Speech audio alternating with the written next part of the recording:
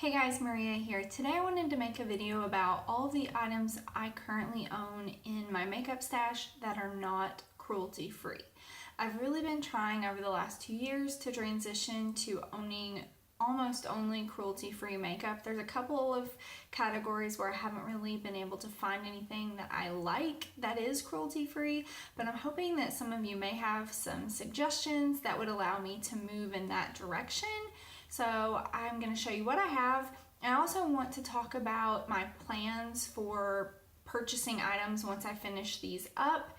My goal is to finish all of these items up or toss them by the end of next year. So by the end of 2018, I'll try to kind of check back in with you guys as we go on that, but that's currently my plan. So I have this box of items and let's get started. Starting with face products, I actually only have 3 items that I own that are not cruelty-free. The first one is my Laura Mercier translucent powder. Still have quite a bit of this left and I really do like it, so I wish that I could find a good alternative. I've used Bare Minerals Mineral Veil in the past. It's not my favorite. If you have a drugstore would be great, but if you have any kind of dupe for this that is cruelty-free, please share. I also have from Laura Mercier, this is her baked, the Matte Radiance Baked Powder. This is in the shade Highlight, and it's currently in my Project Pan Essentials, but this is just a pretty highlight shade, and I don't think I'll end up actually repurchasing anything for that, mostly because I really enjoy my Becca Shimmering Skin Perfector that's pressed, and with that being the case, I don't really find a need for repurchasing anything for that. Another highlighter that I have is Hefty Highlight. This is from Clinique. It's one of their chubby sticks. Basically, it's a cream product. Same thing here. For me, I don't really have any need to repurchase this. I don't really love that, and I don't really find that a pink toned highlighter works that good on me anyway, and I do prefer a powder highlight. So I don't intend to repurchase anything in the future in order to replace these 2 in my collection or my stash, but I am going to be looking for a different loose powder, and at this time I don't know what that's going to be. Eyeshadow is something that I have kind of, not a lot, but the majority of things I have are either lips or eyes stuff.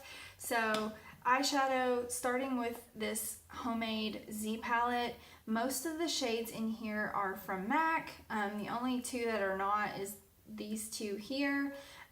This is a Jane Iredale and this is NYX. I don't know if Jane Iredale is cruelty-free or not, but I know all of the MAC shades are not cruelty-free.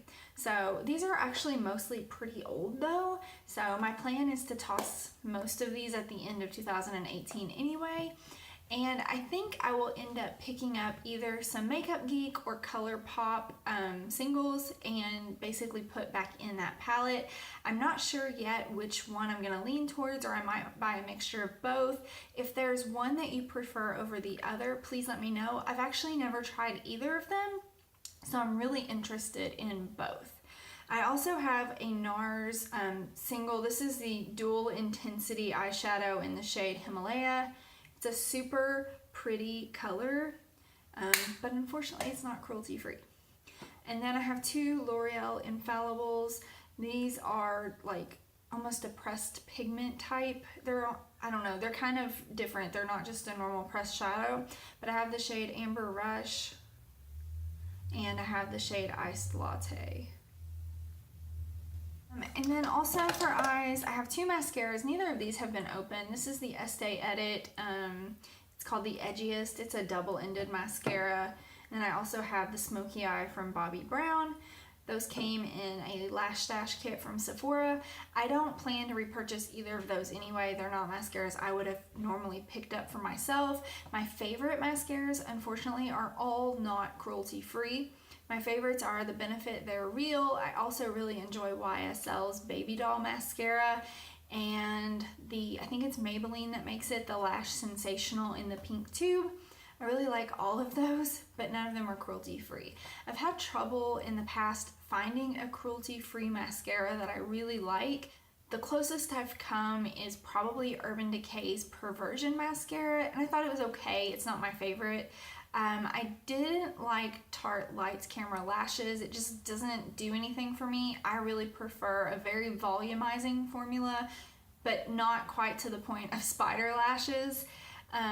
But it just like didn't do hardly anything for me. I did like Tarte's Light Camera Flashes mascara though. It kind of reminded me of the Benefit They're Real, so I might check that out again in the future. If you have any that you know of, especially drugstore, I would really be interested. I've tried quite a few of the Essence mascaras, including the Princess line that they've come out with more recently, and none of those for the most part really impressed me, so I'm going to be on the lookout for some of that stuff. The other eye-related product I have is Benefit's Gimme Brow. This is my favorite brow product, but unfortunately Benefit is not cruelty-free. If there was one brand that I could be like, okay, it's instantly cruelty-free, it would probably be Benefit, because I haven't found anything I love as much as the Gimme Brow and the They're Real mascara, but I'm really gonna focus on not purchasing from brands like that. So such a bummer. I have tried Essence's dupe of that, and my problem is the brush is so large on it. It's not like a huge brush, but it's so much bigger because this has such a tiny little brush on it. It's so much bigger that trying to fill in the ends of my brows, they kind of end up a lot thicker than I want them to. So I don't know, that's one thing I'm still going to be kind of thinking about. If you have any suggestions, I'm really open to it.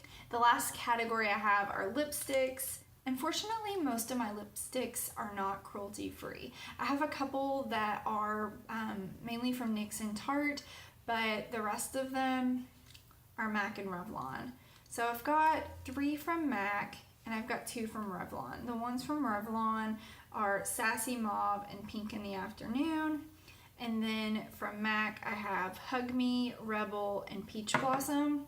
I'm gonna really try to focus on using these up, but I'm not a huge lipstick person, so it is gonna be a struggle for me, especially like Rebel. That one's gonna be pretty tough for me to finish up.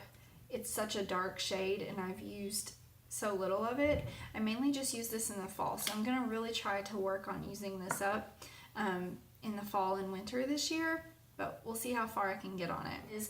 As far as repurchasing lipsticks, in the future, my plan is to probably stick to Urban Decay and Bite Beauty lipsticks. There's another brand I really want to try, and I've never tried it before. I think it's called Ilia. They've got some really pretty tinted lip conditioners, which are basically just like a sheer lipstick, which is a formula I tend to go for. But if you've ever tried that brand, please let me know, because I'm very interested. But I really like Urban Decay's formula, and I like a lot of the shades that Bite Beauty puts out. I think there's some really interesting shades, and there's a wide range that they have.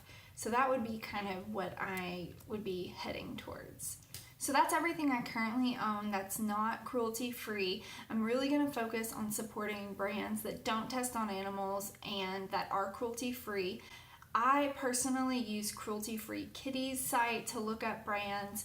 I will leave a link for that in the description box in case you're interested. I think she consults several different resources, and she also makes a note if the brand is owned by a larger company that does test on animals.